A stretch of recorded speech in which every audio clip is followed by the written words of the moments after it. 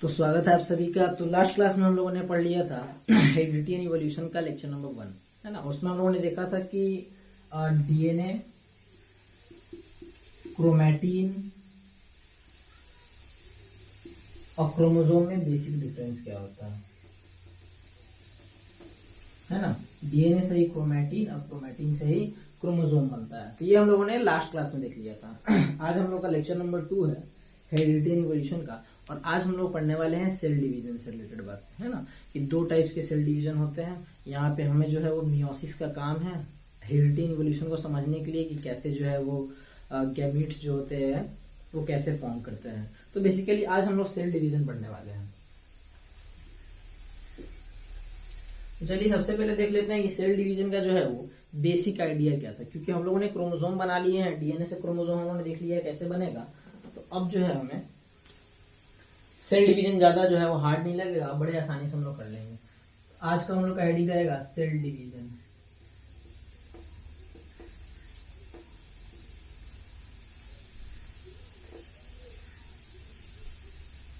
तो देखिए cell division जो होता है उसका एक मैं बेसिक अगर आइडिया आपको दूं, तो सेल में जितनी भी चीजें होती है ना। एक सेल में जितनी भी चीजें होती है, लेट से ये न्यूक्लियस है, न्यूक्लियस के अंदर देखिए न्यूक्लियस के अंदर वैसे तो डीएनए होता है, आप सभी को पता है। डीएनए जो होता है वो क्रोमैटिन के फॉर्म में होता है, ये लास्ट लेक्चर में उन्होंने डिस्कस किया था। लेकिन मैं फिलहाल के लिए बता दे रहा हूँ कि मान लेते हैं कि डीएनए में जो है वो क्रोमोसोम है ना। ऑल्दो आप जानते हैं क्रोमोसोम होता नहीं है डीएनए में, इसमें जो है न्यूक्लियस में मैं बना दे रहा हूँ ऐसे समझने के लिए बस। चलिए, एक तो न्यूक्लियस के जो कंटेंट है, यानी कि न्यूक्लियस का कंटेंट हो गया वो। दूसरा, इस सेल के अंदर जो है बहुत सारे ऑर्गेनेल्स होते हैं, जैसा का माइटोकॉन्ड्रिया हो गया, है ना, और ये बहुत सारी चीजें हो गई।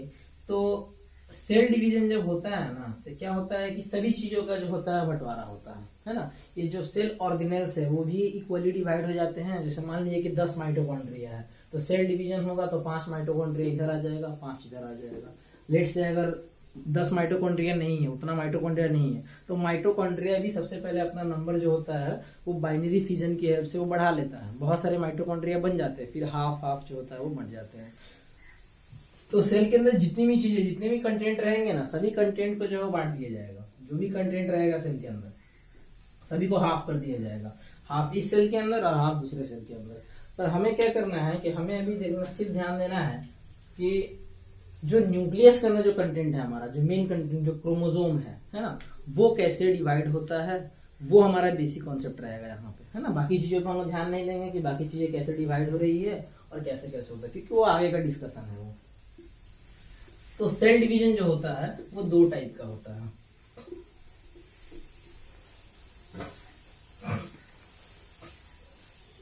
एक होता है माइटोसिस, एक होता है मियोसिस। तो सबसे पहले हम लोग माइटोसिस से स्टार्ट करते हैं।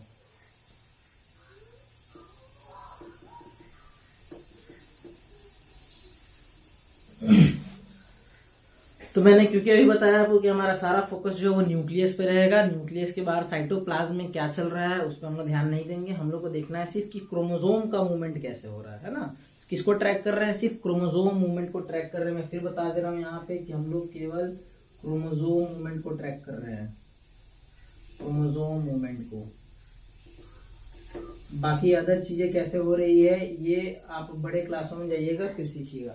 सिर्फ इसको टारगेट करना है कि कैसे हो रहा है। इससे आपका जो वेरिएशन वाला टॉपिक है ना, एनसीईआरटी में सबसे पहले स्टार्टिंग में लिखा हुआ है कि रिप्रोडक्शन से, है ना, ड्यूरिंग रिप्रोडक्शन ये वेरिएशंस जो होते हैं वो एक्यूमुलेट होते हैं। तो ये सारी बातें जो है ना इन्हीं बेसिक बातों से समझ में आएंगी। तो ये बेसिक बहुत जरूरी है। तो हम लोग केवल क्रोमोसोम मूवमेंट पे फोकस कर रहे हैं, इसलिए मैं बार बार आपको सेल बना के नहीं दिखाऊंगा, मैं बनाऊंगा सिर्फ आपको न्यूक्लियस, है ना। तो चलिए सबसे पहले यहाँ मैं बना देता हूँ कि अगर कोई सेल होगा तो उसका न्यूक्लियस जरूर होगा, और उसके न्यूक्लियस के अंदर क्रोमैटिन होगा, है ना। डीएनए नहीं होगा, क्रोमोसोम नहीं होगा, क्योंकि अभी सेल डिवाइड नहीं कर रहा है। अभी सेल का न्यूक्लियस ऐसे ही सिंपली जो है वो रेस्टिंग फेज में है, कि डिवीजन वाले में नहीं गया है वो। तो यहाँ पे इसके अंदर क्या होगा? क्रोमैटिन होगा, ठीक है। तो क्रोमैटिन को मैं ऐसे बना दे रहा हूँ, ये क्रोमैटिन होगा। क्रोमैटिन किससे बना होगा? ये जो क्रोमैटिन है ये किससे बना होगा? तो डीएनए प्लस हिस्टोन प्रोटीन, है ना। ये बातें हम लोगों ने देख ली थी पहले क्लास में। ये डीएनए और हिस्टोन का बना होगा। अब है कि डीएनए और हिस्टोन का एक क्रोमैटिन बना है। अभी हम लोगों ने जस्ट देखा है कि जब सेल डिवीजन होगा तो चीज़ों को हम लोग को इक्वली डिवाइड करना है ना। क्योंकि हमें दोनों क्वांटिटीज जो है ना, डीएनए की क्वांटिटी सेम रखनी है, तभी जो है एक सेल जो है अपना जो नया सेल बनेगा उसको भी तो अपना फिर आगे लाइफ कंटिन्यू करना है। तो उसके लिए उसके पास जेनेटिक मटेरियल रहना चाहिए। तो जेनेटिक मटेरियल को हम लोग जो है वो इक्वली डिवाइड करेंगे। तो सबसे पहले क्या करना होगा कि जेनेटिक मटेरियल जो भी प्रेजेंट है यहाँ पे, वो पहले उसका अमाउंट डबल करना होगा, देन उसके बाद इक्वली डिवाइड करना होगा। ठीक, यहाँ पे जो क्रोमैटिन है, इन्हीं दोनों स्ट्रक्चर को मिला के हम लोग क्या बोल रहे हैं, क्रोमैटिन बोल रहे हैं। तो क्रोमैटिन में जो डीएनए अवेलेबल होता है, ये डीएनए का नंबर जो होता है सबसे पहले डबल होता है। तो मैं यहाँ पे लिख रहा हूँ कि सबसे पहला स्टेप क्या होगा, डीएनए रेप्लिकेशन। डीएनए का जो भी अमाउंट अवेलेबल होगा वो डबल हो जाएगा। अगर लेट से कि यहाँ पे डीएनए जो है वो 10 ग्राम था तो यहाँ 20 ग्राम हो जाएगा, है ना। डीएनए अमाउंट डबल होने का मतलब डीएनए जस्ट डबल हो गया क्वांटिटी में। यहाँ पे मैं लिख दे रहा हूँ कि जो ये डीएनए था इसके अंदर, क्रोमैटिन के अंदर, वो अब 2 टाइम्स हो गया, वो डीएनए का अमाउंट जो है वो डबल हो गया। अब क्या होगा कि इसी क्रोमैटिन को जो है मुझे मतलब डीएनए को इक्वली मुझे डिवाइड करना है। और मैंने आपको बताया था कि अगर ऐसे ही सिंपली अगर उसको डिवाइड कर दिया जाए तो या तो ये आपस में उलझ जाएंगे और जो डीएनए का ये जो थ्रेड है वो ब्रेक हो जाएगा, टूट जाएगा, है ना। और फिर वो डीएनए डैमेज हो जाएगा, फिर वो फर्दर जो है वो सेल डिवीजन हो ही नहीं पाएगा, है ना, सेल डिवीजन ही रुक जाएगा। तो इसके लिए हम लोगों ने क्रोमोसोम पढ़ा था कि कैसे क्रोमैटिन डीएनए से क्रोमोसोम बनता है। तो सबसे पहले अब यहाँ पर नेक्स्ट स्टेप क्या होगा, डीएनए कंडेंसेशन होगा, है ना, डीएनए कंडेंसेशन। डीएनए जो है वो कंडेंस होके क्या फॉर्म करेगा, क्रोमोसोम फॉर्म करेगा। ये मैं अगेन बना दे रहा हूँ न्यूक्लियस, है ना। न्यूक्लियस का यहाँ पे साइज बड़ा नहीं हो रहा है, बस मुझे थोड़ा सा ज्यादा क्रोमोसोम दिखाने हैं यहाँ पे, इसलिए मैं बड़ा बना दे रहा हूँ यहाँ पे। अच्छा देखिए, वैसे तो यहाँ पे जो है वो क्रोमोसोम नहीं बना होता है, बट अगर मैं यहाँ पे इस स्टेज में अगर क्रोमोसोम बनाता, लेट से मान लेते अगर मैं बनाता, तो वो क्रोमोसोम कुछ ऐसा बनाता मैं।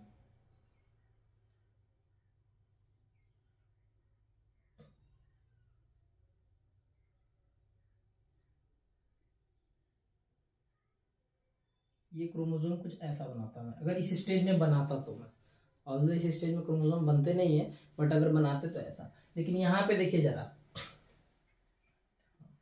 ये एक हो गया और एक और बनाना होगा मुझे।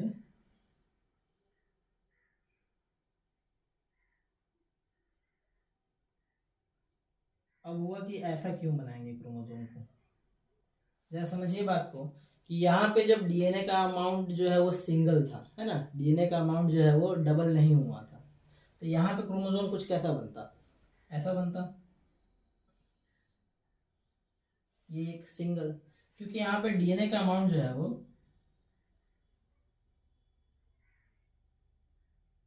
ये देखिए, लेट से हमारे अंदर अगर 46 क्रोमोसोम है तो 46 डीएनए होंगे, 46 डीएनए से ऐसे 46 क्रोमोसोम बनता, बट यहाँ पे बनता नहीं है। जस्ट मैं आपको बता रहा हूँ कि यहाँ पे अगर क्रोमोसोम शो करते हैं हम लोग तो वो ऐसा दिखता, पर क्योंकि मैंने बताया यहाँ पे डीएनए का रेप्लिकेशन हुआ है, डीएनए रेप्लिकेशन को समटाइम्स यहाँ पे डीएनए डुप्लीकेशन भी लिखा होता है, दोनों चीजें सेम है। डीएनए डुप्लीकेशन मतलब डीएनए की फोटोकॉपी करना। लेट से कि आपके पास इतना डीएनए था, है ना, ये कैसे क्रोमोसोम बना होगा, यहाँ पे डीएनए, ये जो डीएनए होगा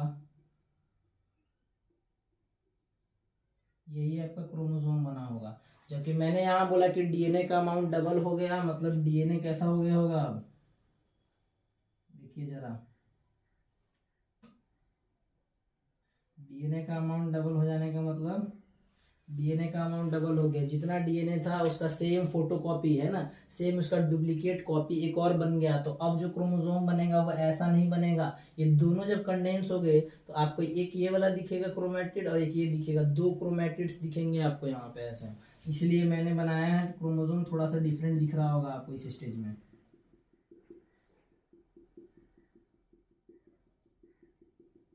ये वाले क्रोमोसोम से थोड़ा सा डिफरेंस दिख रहा हुआ है क्रोमोसोम। ऑल्दो मैं फिर ये बात बोल रहा हूँ कि यहाँ पे क्रोमोसोम्स बनते नहीं है न्यूक्लियस के अंदर, सिर्फ मैं आपको रिप्रेजेंट करके बता रहा हूँ कि यहाँ पे डीएनए का अमाउंट, अगर मान लो सिंगल डीएनए था यहाँ पे और डीएनए का डुप्लीकेशन हो चुका है, तो यहाँ पे एक ही डीएनए की एक एक कॉपी बन चुकी है ऐसे बिल्कुल। जैसे ये पहले एक डीएनए था, इसने अपनी सेम कॉपी एक बना दी, सेम नहीं दिख रहा,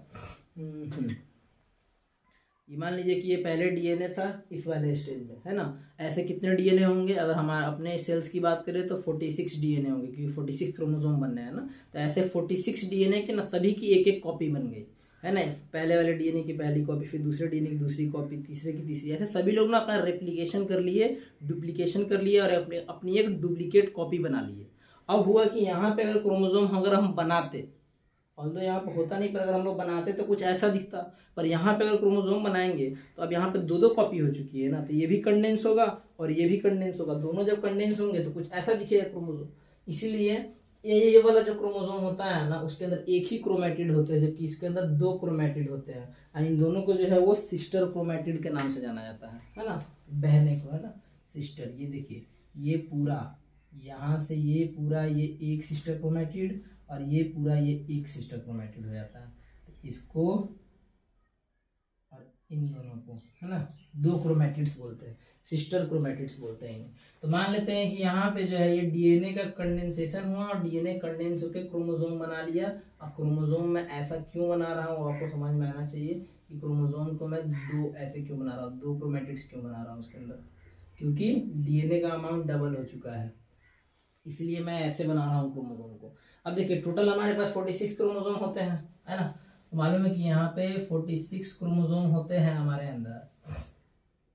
तो ऐसे कितने क्रोमोसोम्स बनेंगे, 46 बनेंगे। तो इसके अंदर पूरे 46 नहीं दिखा सकते, तो फिर मैं दो चार बना लेता हूँ। बाकी आप समझ जाइए कि ये सारा कहानी 46 क्रोमोसोम के लिए हो रहा है। चलिए, तो मैंने चार बना लिया, है ना। ऐसे 46 होंगे टोटल, चार नहीं होंगे, कितने होंगे, 46 क्रोमोसोम्स होंगे। ये मैंने ऐसे बना लिया।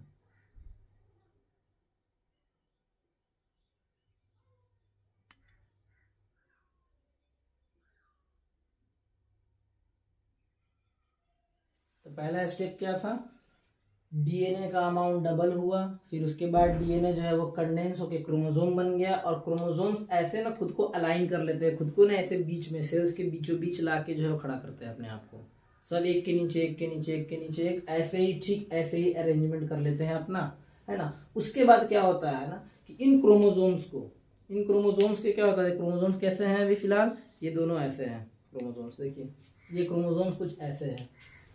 ये पहले से क्रोमोसोम था, अब हमें क्योंकि हाफ हाफ बांटना था, इसलिए हम लोगों ने एक और कॉपी बना के रखी थी, दो कॉपी। कभी कभी नहीं होता घर में बंटवारा होता है ना। अब 5 कुर्सी है, 5 कुर्सी है तो दो लोग में कैसे बांटोगे, तो एक खरीद के लेके आओ, पहले 6 करो कुर्सी को, फिर 3-3 बांट लो, ये वाली बात होती है। तो वैसा ही हम लोग को इसको बंटवारा करना था, तो पहले सारा चीज डबल होना चाहिए। अब देखिए ये क्रोमोसोम कुछ यहाँ पे ऐसे खड़ा है, ये क्रोमोसोम पहला क्रोमोसोम मान लीजिए, फिर ऐसा ही दूसरा तीसरा, ऐसे 46 क्रोमोसोम खुद को ऐसे लाइन से अरेंज कर लिए। अब इन क्रोमोसोम्स को क्या किया जाएगा ना, ऐसे पकड़ के खींच के और आधा आधा तोड़ दिया जाएगा, एक क्रोमोसोम इधर चला जाएगा और एक क्रोमोसोम इधर चला आएगा, ये चीज होता है। तो अब इस क्रोमोसोम को मैं क्या कर रहा हूँ, स्प्लिट करने वाला हूँ, है ना, सेपरेशन करने वाला हूँ क्रोमोसोम का। अब इनको सेपरेशन करने वाले जो चीजें होती हैं उनका नाम ऑल्दो का जानना है तो ठीक है, नहीं तो आप नहीं भी जान सकते हैं। अगर 9th में आपने पढ़ा होगा तो एक सेल ऑर्गेनेल होता है जिसका नाम होता है सेंट्रियोल, है ना। सेंट्रोसोम के अंदर ये जो सेंट्रियोल्स होते हैं ना, ये यही बेसिकली हेल्प करते हैं। नाम याद रखिए तो ठीक रहेगा, नहीं भी रखिएगा तो कोई ज़्यादा इशू नहीं है।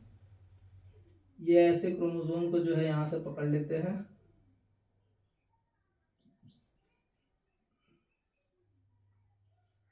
और ये खींचते हैं दोनों तरफ से, तो क्रोमोसोम ऐसे डिवाइड हो जाता है। क्रोमोसोम का एक बेसिक स्ट्रक्चर दिखे, क्रोमोसोम मिट गया,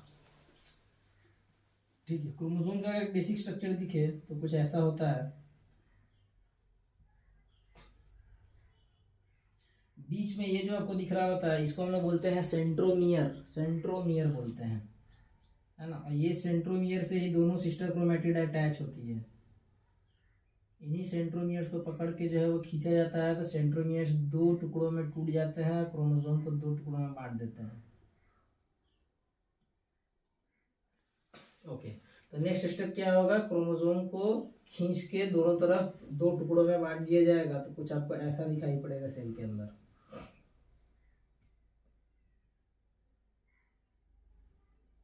इधर वाले टुकड़े को जब खींचा जाएगा तो ऐसा कुछ दिखाई पड़ेगा, और इस वाले टुकड़े को इधर खींच दिया जाएगा।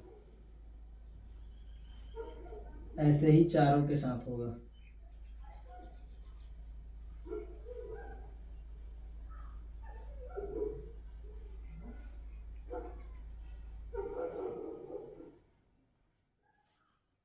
और ये इधर आपका ये कौन है, ये सेंट्रियोल जो इनको खींच रहा है।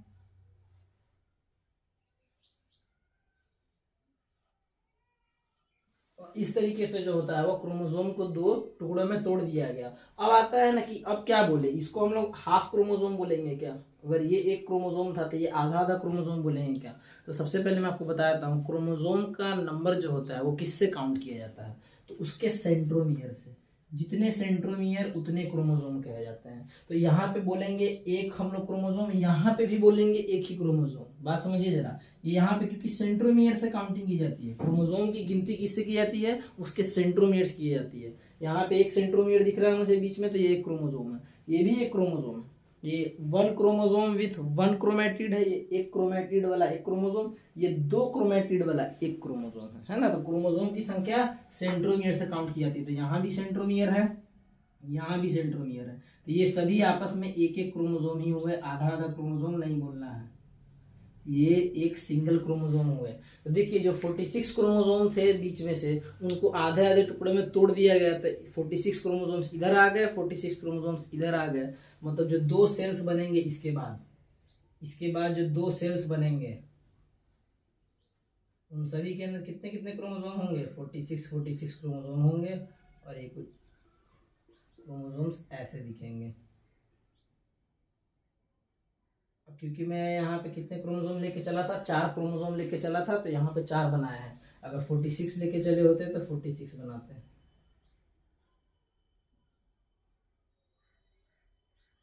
तो ये देखिए यहाँ पे, तो ये पूरा कंप्लीट आपका माइटोसिस हो गया, जहाँ पे क्रोमोसोम का नंबर जो होता है वो चेंज नहीं होता है। 46 क्रोमोसोम अगर मान लीजिए पेरेंट सेल में है, जो सेल डिवाइड कर रहा है उसके अंदर 46 क्रोमोसोम्स है, तो जो न्यू सेल फॉर्म करेंगे उनके अंदर भी 46 और 46 क्रोमोसोम्स ही रहेंगे। ये देख लीजिए आप। तो देखते हैं फिर से एक बार मैं रिवाइज करा दे रहा हूँ पूरे कंप्लीट माइटोसिस को।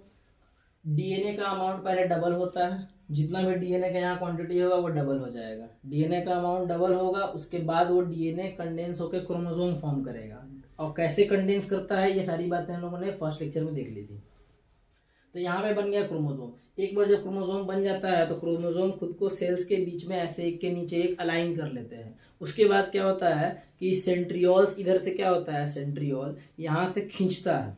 सेंट्रियोल्स जो होता है इन दोनों को पकड़ के जो है वो खींचता है, और देखिए दो टुकड़ों में बांट देता है। जैसे ये वाला क्रोमोसोम है तो इसको खींच के दो टुकड़ों में कर दिया है। ऐसा ही करके 46 क्रोमोसोम्स होंगे तो उनको 46 क्रोमोसोम्स और 46 क्रोमोसोम्स में तोड़ देगा, और दोनों जो होते हैं दो सेल्स बना देते हैं यहाँ पे। तो इसके अंदर भी कितने क्रोमोसोम्स होंगे? 46 और 46। इसके अंदर भी 46 क्रोमोसोम्स आ जाएंगे और इसके अंदर भी 46 क्रोमोसोम आ जाएंगे। तो ये तो वो सेल डिवीजन है जिसके अंदर आपका जो क्रोमोसोम नंबर होता है वो इक्वल होता है। इसीलिए माइटोसिस को इक्वेशनल डिवीजन भी बोल दिया जाता है। इक्वेशनल डिवीजन क्यों बोल दिया गया इक्वेशनल डिवीजन? क्योंकि यहाँ पे क्रोमोसोम का नंबर इक्वल हो रहा है। तो ये आपका पूरा जो है वो माइटोसिस हो गया।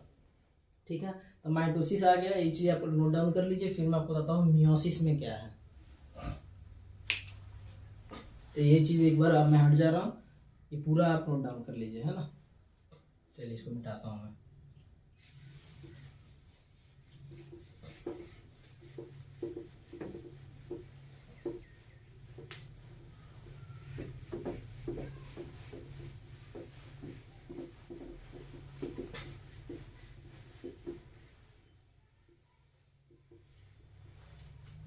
है ना, पिछले में थोड़ा मैं देख ले रहा हूँ चालू है कि नहीं।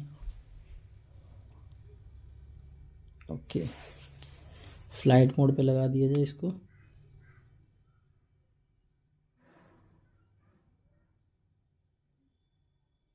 क्या है कि फ्लाइट मोड नहीं रहता है तो वो कभी कभी किसी का कॉल आता है तो वीडियो बीच में ही पॉज हो जाता है। ओके, अब आते हैं मियोसिस पे जरा हम लोग। अब देखिए मियोसिस ही आपका सबसे इंपॉर्टेंट है यहाँ पे, क्योंकि हमारे हेरिडिटी एंड इवोल्यूशन में हम लोग जो है मेनली हमारा मियोसिस काम आने वाला है हम लोग को, है ना। माइटोसिस अभी काम नहीं है, पर मैं बताऊंगा माइटोसिस काम कहाँ आता है। तो मियोसिस को जरा है बड़ा ध्यान से देखिएगा यहाँ पे। देखिए चीजें तो सारी सेम होंगी। ये रहा आपका डीएनए, मान लीजिए कि ये आपका न्यूक्लियस बनाया मैंने, ये न्यूक्लियस, न्यूक्लियस के अंदर हमारा क्या होता है, क्रोमैटिन। तो लेट से क्रोमैटिन था, यहाँ पे क्रोमैटिन बोल दूं यहाँ पे, या फिर फिलहाल मैं बोल दूं कि यहाँ पे डीएनए था। डीएनए का अमाउंट सबसे पहले डबल होगा, जिसके लिए क्या होगा, डीएनए रेप्लिकेशन या फिर डुप्लीकेशन। तो यहाँ पे मान लेते हैं अगर डीएनए जो है जो भी अमाउंट में अवेलेबल था उसका अमाउंट जस्ट डबल हो जाएगा यहाँ पे,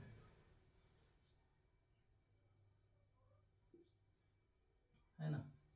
और यही चीज अगर मैं डीएनए के रिस्पेक्ट में ना बना के अगर क्रोमोसोम के रिस्पेक्ट में बनाता ना, क्योंकि क्रोमोसोम तो बनते नहीं है, इसलिए मैं क्रोमोसोम बना नहीं रहा हूँ, क्रोमोसोम बाद में बनते हैं, कंडेंस होते हैं। पर यहाँ पे अगर मैं बनाता तो ये पहले कैसे दिखता है क्रोमोसोम, कुछ ऐसा दिखता, और डीएनए का अमाउंट डबल होने के बाद जो है वो क्रोमोसोम कुछ ऐसा दिखता, राइट। ये चीज हम लोगों ने माइटोसिस में भी देखी।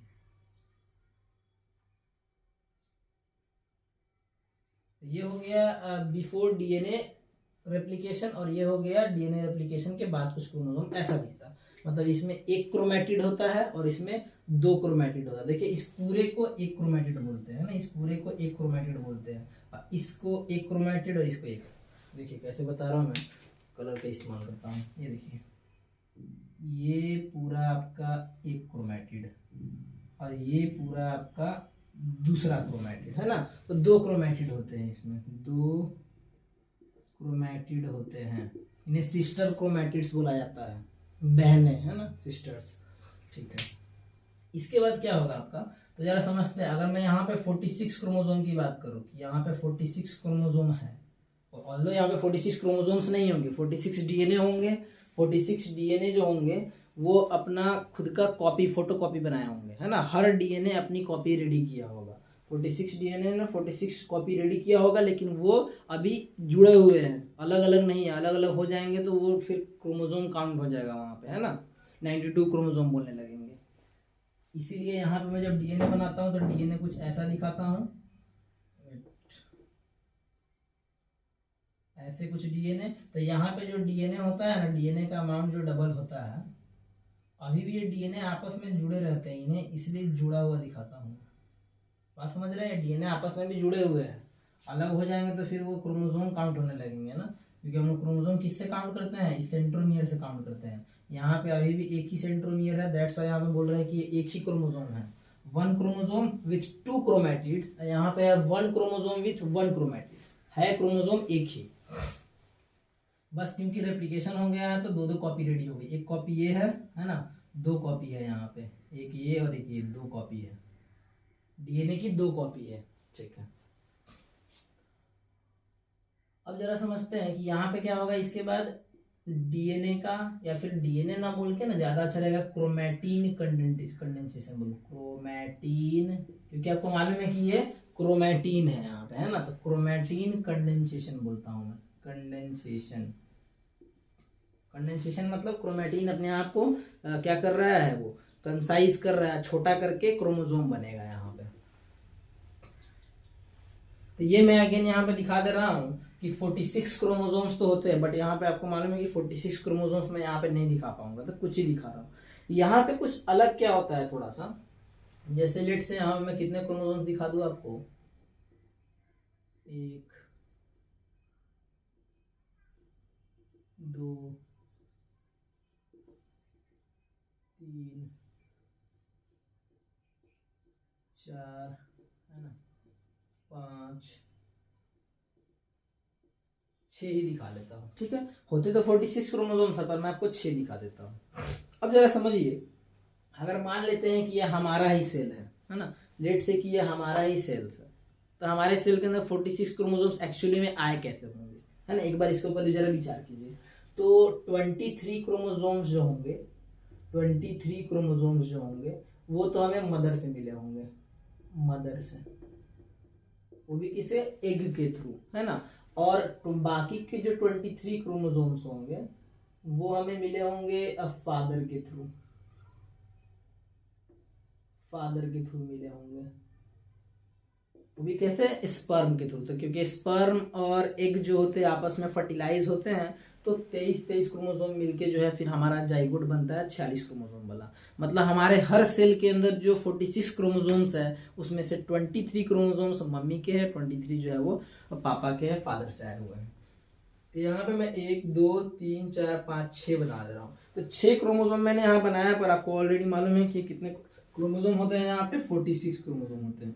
अब क्योंकि यहाँ पे 46 क्रोमोसोम में से 23 मदर और 23 फादर से आए हुए हैं, तो ये क्रोमोसोम जो होते हैं ना, माइटोसिस की तरह खुद को ऐसे एक लाइन से अरेंज नहीं करते हैं 46 क्रोमोसोम्स। यही सबसे बेसिक डिफरेंस यहीं से शुरू होता है। ये खुद को लाइन से अरेंज नहीं करेंगे, ये खुद को ना जोड़े में, पेयर में अरेंज करते हैं। कैसे पेयर बनाते हैं ये लोग, देखिए मदर से जो 23 क्रोमोसोम रिसीव हुआ और फादर से जो 23 क्रोमोसोम रिसीव हुआ, उसमें क्या होता है ना, क्रोमोसोम्स जो होते हैं ना वो सेम होते हैं, बहुत सी बातों में वो सेम होते हैं। जैसे मान लीजिए कि क्रोमोसोम नंबर 1 मदर का और क्रोमोसोम नंबर 1 फादर का अगर सेम हुआ, एकदम आइडेंटिकल हुआ, हाइट में सेम हुआ, मान लीजिए जीन्स भी उसके ऊपर सेम ही है, अभी जीन क्या होगा डिस्कस करेंगे, मान लीजिए कि सब कुछ सेम है, एकदम हूबहू सेम है दोनों क्रोमोसोम, तो वो दोनों साथ में ना जोड़ा बना लेते हैं, उन्हें बोलते हैं हम लोग होमोलोगस क्रोमोसोम, होमोलोगस पेयर बोलते हैं।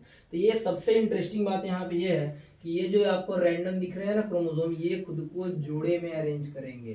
कैसे, ये समझिए, जैसे मान लीजिए कि ये क्रोमोसोम नंबर जो भी होगा वो खुद को कैसे अरेंज करेगा, जोड़े में अरेंज करेगा।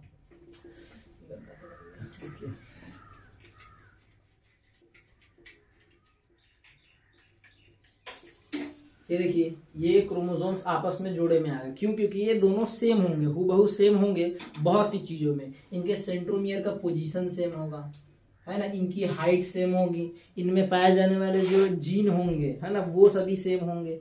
इसीलिए हम लोग इसको होमोलोगस पेयर बोलते हैं, होमोलोगस क्रोमोसोम बोलते हैं। इसमें से एक फादर का होगा और एक मदर का होगा क्रोमोसोम। ओके, तो यहाँ टोटल कितने, 1 2 3 4 5 6, टोटल 6 है, मतलब 3 पेयर बनेंगे। लेकिन आपको मालूम है कि एक्चुअली कितने लेके चले हम लोग, 46 क्रोमोसोम, तो टोटल 23 पेयर्स बन जाते हैं। यहाँ पे 23 क्रोमोसोम्स के पेयर बनते हैं, जबकि अगर यही माइटोसिस था आपका, तो यहाँ पे 46 के 46 क्रोमोसोम ना लाइन से यहाँ पे अरेंज हो गए थे। यहाँ पे लाइन से अरेंज ना होके पेयर में खुद को अरेंज करते हैं। चलिए हम लोगों ने तो 6 ही लिया था, तो हम लोग को ज्यादा पेयर बनाने की जरूरत नहीं है, 3 पेयर बना लेते हैं। ये दूसरा पेयर हो गया और ये तीसरा पेयर हो गया। तो यहाँ पे ये 3 होमोलोगस क्रोमोसोम के पेयर हो गए। अब जब अलग किया जाएगा, यहाँ पे कौन अलग करेगा, यहाँ पे एक स्ट्रक्चर होता है जिसको हम लोग क्या बोलते हैं, सेंट्रियोल। यही सेंट्रियोल जो होगा वो यहाँ से सेंट्रोमियर से आके अटैच हो जाएगा और इन क्रोमोसोम्स को अलग करेगा। थोड़ा सा बेसिक डिफरेंस जरा देखिए, माइटोसिस में क्रोमोसोम को स्प्लिट किया जा रहा था, माइटोसिस के अंदर क्रोमोसोम्स को बीच में से तोड़ के स्प्लिट किया जा रहा था, जबकि मियोसिस के अंदर क्रोमोसोम के पेयर को अलग किया जा रहा है ना। क्रोमोसोम पेयर्स अलग होते हैं यहाँ पे, तो क्रोमोसोम पेयर अलग होंगे तो जो नया सेल बनेगा उसमें होगा क्या, देखिए टोटल यहाँ पे 23 पेयर्स हो गए, 46 क्रोमोसोम्स, तो 46 क्रोमोसोम्स जो है वो 23 पेयर्स में आ गए। तो 23 क्रोमोसोम इधर खींचा चला जाएगा, खींच लेगा इधर 23 क्रोमोसोम को, अब 23 क्रोमोसोम्स को इधर खींच लेगा, मतलब जो 2 सेल्स बनेंगे उनके अंदर कितने कितने क्रोमोसोम्स होंगे, उनके अंदर 1 2 3, जस्ट आधा। मान लीजिए कि इसके अंदर आ गया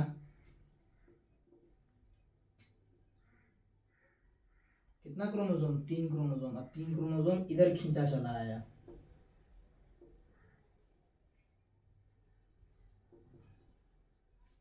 इससे क्या समझ में आया कि अगर 46 क्रोमोसोम रहते, यानी कि अगर 23 पेयर रहता, तो 23 पेयर में से 23 क्रोमोसोम इसमें आ जाता और 23 क्रोमोसोम इसमें आ जाता। जरा आप ध्यान से देखिए कि जो भी क्रोमोसोम नंबर था यहाँ पे 46 क्रोमोसोम था, तो 2 सेल्स ऐसे बने जिसके अंदर आधे आधा नंबर रह गया बस, है ना। तो इसीलिए क्या बोला जाता है, इस वाले को जो होता है ना रिडक्शनल डिवीजन बोला जाता है, कि क्रोमोसोम का नंबर क्या हो गया, रिड्यूस हो गया। अभी खत्म नहीं हुआ है मियोसिस, अभी खत्म नहीं हुआ है। यहां से तो मैंने समझा दिया कि इसका नाम एक और क्यों पड़ा, रिडक्शनल डिवीजन।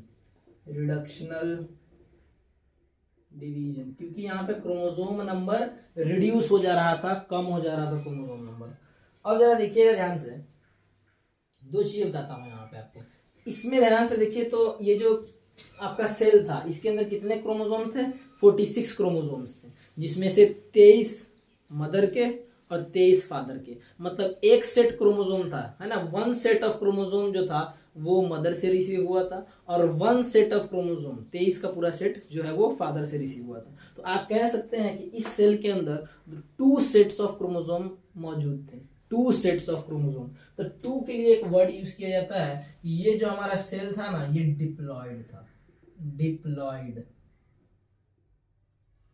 डिप्लॉयड का मतलब यहाँ पे 2n से रिप्रेजेंट करते हैं हम लोग बायोलॉजी में। डिप्लॉयड मतलब 2n, 2n मतलब कि इसके अंदर क्रोमोसोम के 2 सेट थे, 2 सेट्स ऑफ क्रोमोसोम इस सेल के अंदर अवेलेबल थे, इसलिए हम लोगों ने इस सेल को क्या बोला, डिप्लॉयड बोला। जबकि ध्यान से आप देखिए तो 46 क्रोमोसोम्स में से 23 क्रोमोसोम्स इधर चले गए और 23 इधर चले गए, मतलब एक एक सेट रह गया। अब इसके अंदर 1 सेट ऑफ क्रोमोसोम और इसके अंदर भी 1 सेट ऑफ क्रोमोसोम, तो अब इसको हम लोग क्या बोल देंगे, हैप्लॉइड बोल देंगे।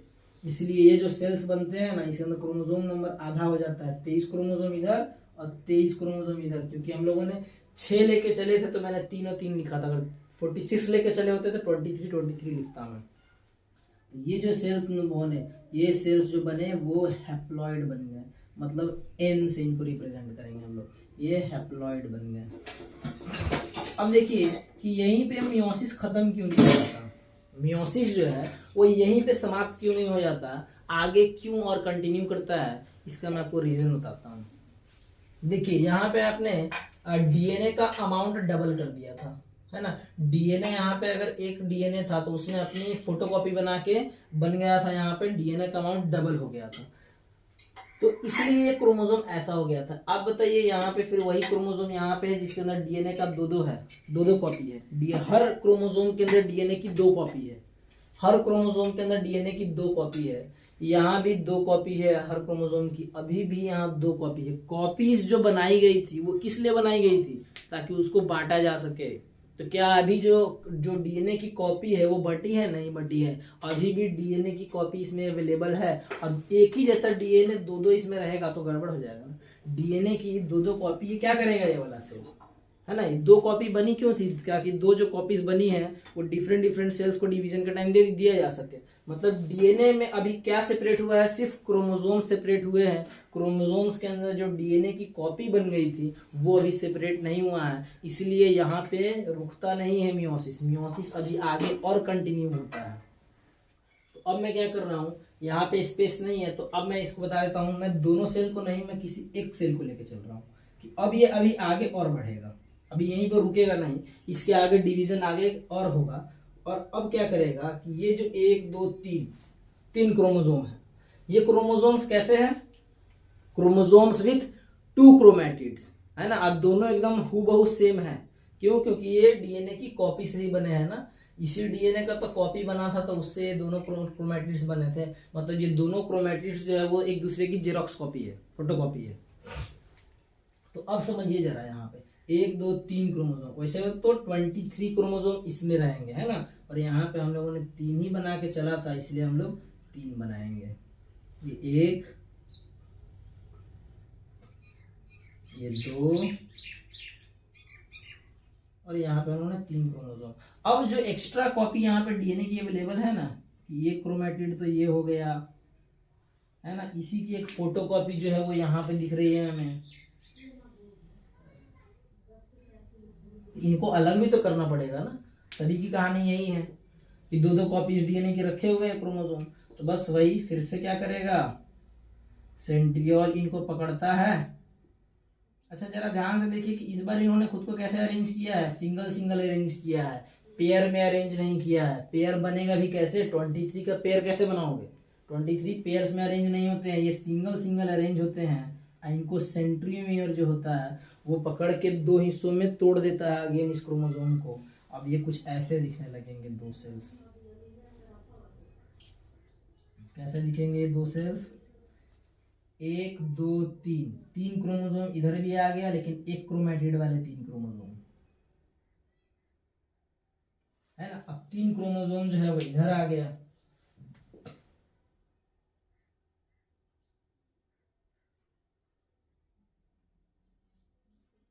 तो इस बार बताइए जरा, इस बार जब यहाँ पे क्रोमोसोम डिवाइड किया तो इनका नंबर कम हुआ क्या, नहीं ना। 1 2 3 क्रोमोसोम थे यहाँ भी, तो यहाँ भी 3 क्रोमोसोम और 3 क्रोमोसोम हुए। मान लेते हैं यहाँ पे अगर 23 क्रोमोसोम होता तो यहाँ भी 23 है, यहाँ भी 23। तो ये आपको जो ये वाला जो यहाँ से यहाँ तक जो पोर्शन लग रहा है, ये ऐसा नहीं लग रहा है कि बिल्कुल सेम माइटोसिस की तरह है। इतना जो हिस्सा है यहाँ से यहाँ तक जो हिस्सा है ये ठीक माइटोसिस की तरह है कि यहाँ पे क्रोमोसोम नंबर चेंज नहीं हो रहा है, बिल्कुल इक्वेशनल डिवीजन की तरह है। तो बिल्कुल सही, ये जो होता है बिल्कुल माइटोसिस की तरह होता है। अब देखिए जरा यहाँ पे बता सकता हूँ कि यहाँ एक सेल से फिर आगे चल के 2 सेल बना, तो वैसे ही इससे भी तो चल के आगे 1 और 2 सेल बना होगा। मतलब मियोसिस के अंदर, सुनिए ध्यान से, मियोसिस एक ऐसा सेल डिवीजन है जिसके अंदर एक सेल से 1 2 और इससे 3 और 4, एक सेल से 4 सेल्स बनते हैं, और चारों सेल्स के अंदर क्रोमोसोम का नंबर क्या रहता है। देखिए यहाँ पे क्रोमोसोम कितने हो गए हैं, 23, यहाँ पे 23, 46 से स्टार्ट किया था आपने, 23 पे आ गया है। तो क्रोमोसोम्स जो बनते हैं, जो सेल्स बनता है, एक सेल से 4 सेल बनता है, पर चारों हैप्लॉइड होते हैं। हैप्लॉइड मतलब क्रोमोसोम नंबर हाफ हो जाता है, 46 का जस्ट हाफ हो जाता है। ये बात समझ में आया आपको। तो अब देखिए मियोसिस के ना 2 प्रोसेस होते हैं, मियोसिस 1 होता है और 2 होता है। यहां तक की जो कहानी थी, यहां से ये दोनों सेल बनने तक, है ना, यहां तक की जो कहानी थी ना, इधर तक, ये पूरी जो है वो मियोसिस 1 कहलाता है, जिसको हम लोग बोलते हैं रिडक्शनल डिवीजन। और इसके बाद की जो कहानी दिखी ना, फिर इससे भी आगे चल के 2 बनेगा, ये आपको मालूम है, इससे भी आगे 2 बनेगा, सेम यही कहानी होगी। इसके बाद का जो प्रोसेस होता है इसको हम लोग बोलते हैं मियोसिस 2, और इसको बोलते हैं equational division. Meiosis 2 is just like mitosis, बिल्कुल माइटोसिस जैसा होता है ना। अब क्यों होता है इसका जवाब मैंने दे दिया, क्योंकि यहाँ पे क्रोमोसोम की जो कॉपीज है वो अभी सेपरेट नहीं हुई है, उन्हें सेपरेट करना जरूरी है। दैट्स वाई मियोसिस 2 भी आगे प्रोसीड होता है, और यहाँ पे ये जो सेल्स बनते हैं वो कुछ हैप्लॉइड सेल्स बनते हैं। अब आपको जो है ना ये चीज समझ में आएगा ना, तभी आपको बहुत सारी चीजें समझ में आएगी। अभी इस चीज इसके अंदर ना एक चीज मैंने हिडन रखी है, यहाँ पे कुछ तो होता है, ये जो दिख रहा है ना आपको, यहाँ पे जब क्रोमोसोम का पेयर बनता है ना, पेयर, तो ये आपस में कुछ करते हैं बातें, है ना, कुछ तो इंटरेस्टिंग सा यहाँ पे फिनोमेना होता है जिससे आपको वेरिएशन समझ में आएगा। पर मैं इसको अभी उतना कॉम्प्लेक्स नहीं कर रहा हूँ, है ना। इसको हम लोग जब वेरिएशन पढ़ना होगा उस दिन एक बार और देख लेंगे यहाँ पे कि यहाँ पे चलता क्या है ना। क्रॉसिंग ओवर आपने सुना होगा कि क्रॉसिंग ओवर की वजह से वेरिएशंस क्रिएट होते हैं, है ना। वो डिस्कस करेंगे हम लोग, वो मियोसिस में ही होता है, पर अभी डिस्कस नहीं करेंगे। तो ये समझ में आ गया हमको। अब जरा एक बेसिक सा डिफरेंस देख लेते हैं मियोसिस और माइटोसिस में, फिर आज का क्लास खत्म हो जाएगा सेल डिवीजन के ऊपर। तो इसको आप नोट डाउन कीजिए अच्छे से, ये बहुत जरूरी है, बात समझिए, है ना। इसको नोट डाउन कीजिए, फिर इसके बाद में दोनों के बीच डिफरेंस बताता है।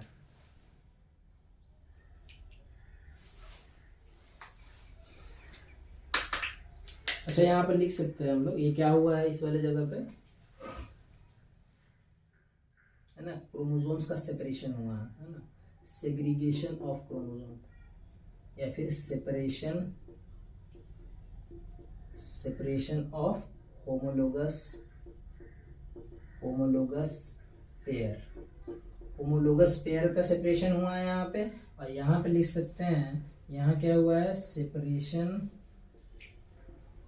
Of sister chromatids.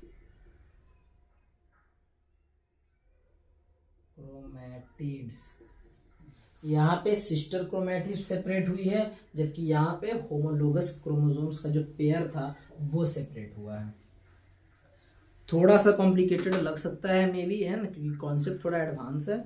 एक दो बार इसको देखेंगे हो जाएगा क्लियर। इसके बिना जो है ना मुश्किल है ना, सेल डिवीजन और सेल तो सभी को आना चाहिए। चलिए देख लेते हैं जरा हम लोग दोनों के बीच में डिफरेंस क्या होता है। अच्छे से उतार लीजिएगा इसको, उम्मीद है मैं हट गया हूँगा।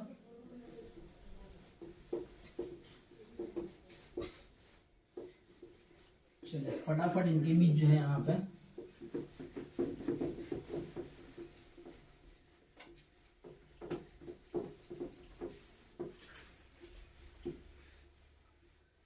हमारे पास स्टोरेज बहुत ज़्यादा नहीं है ना, सो बहुत लंबे समय तक वो चलेगा नहीं। काम करता है, मैं इसको डिफरेंस को ज़रा सेकंड टेक में ले लेता हूँ, वेट।